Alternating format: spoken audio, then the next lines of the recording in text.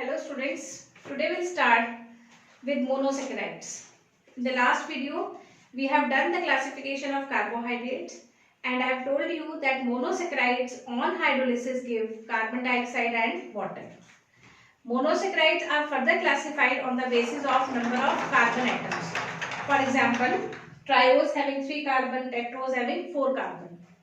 So, we will write down first the structure of triose. Triose means having 3 carbon. Triose are also of 2 types, aldose and ketose. Aldose and ketose. So, we'll start with triose. Triose is of 2 types, one having aldehyde group and one having ketonic group. One is aldose and other is ketose. So, first you write 3 carbon chain like this.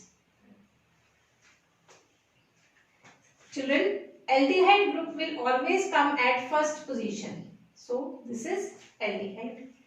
And ketone group will come at second position, second carbon. This is ketonic group. Now, we have done in the definition that carbohydrates are polyhydroxyaldehydes or polyhydroxyketones. Means they have many OH groups. So, we will provide carbon we will provide the carbon with OH group. Only that carbon which has not completed its valency. See, this is first carbon, this is second carbon and this is third carbon.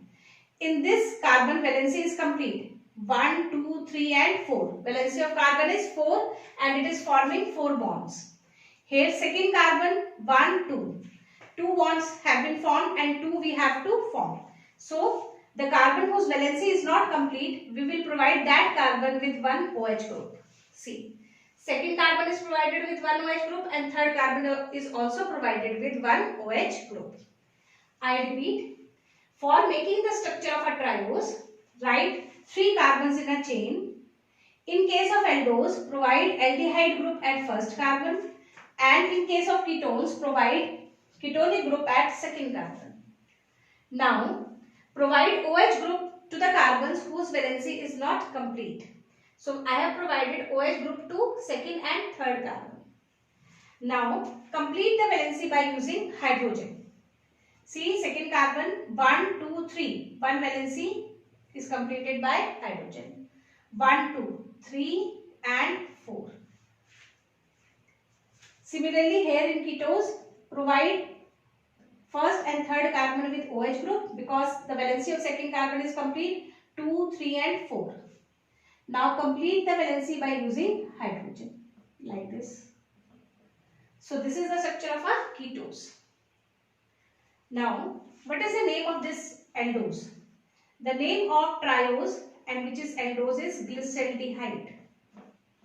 Glyceraldehyde. This is the structure of glyceraldehyde. And this is the structure of dihydroxyacetone. Dihydroxyacetone. Now children, we will learn a new term here and that is chiral carbon. Chiral carbon or asymmetric carbon. What is chiral carbon? The carbon whose valency is satisfied by 4 different groups is called chiral carbon. The carbon whose valency is satisfied by 4 different groups is called chiral carbon. See, first carbon. 2 valencies are being satisfied by the oxygen, therefore it is not a chiral carbon. Second carbon, hydrogen, OH, CHO and CH2OH.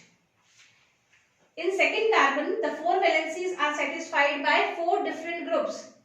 See, here it is hydrogen, OH, CHO and CH2OH, the whole group. Therefore, the second carbon is chiral. We designate the chiral carbon with a star.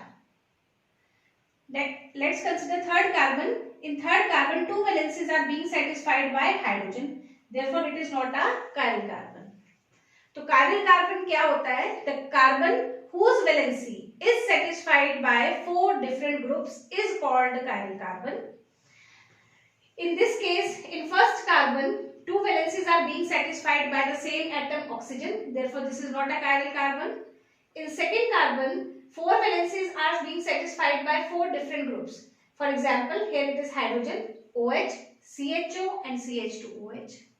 In third carbon, two valencies are being satisfied by hydrogen. Therefore, this is also not a chiral carbon. Children, listen carefully. If the OH group of chiral carbon is on the right hand side, if OH group of the chiral carbon is on the right hand side, then we write D, capital D. Then the sugar is capital D.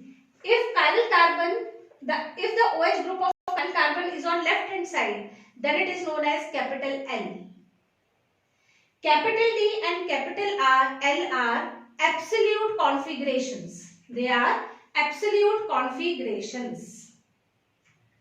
See, if the OH group of chiral carbon is on right hand side, then it is known as capital D, and if it is on left hand side, then it is known as capital L.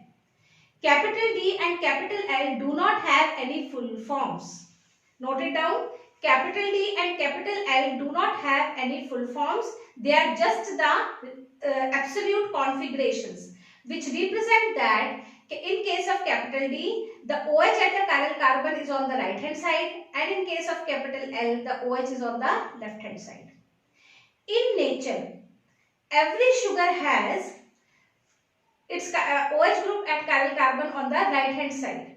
Means in nature only D type of sugars are present, with exception that bacterial cell wall has some L type of sugar.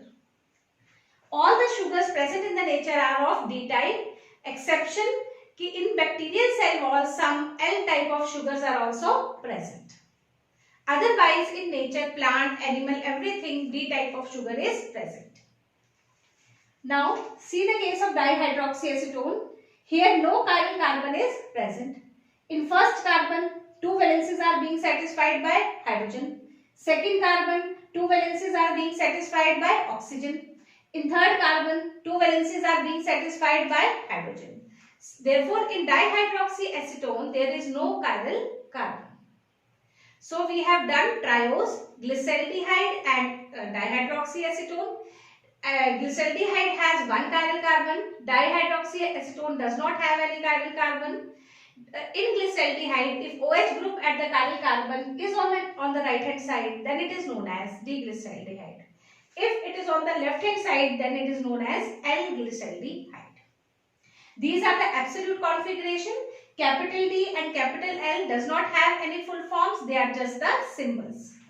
But if I write small d and if I write small l, what does small d and small l mean?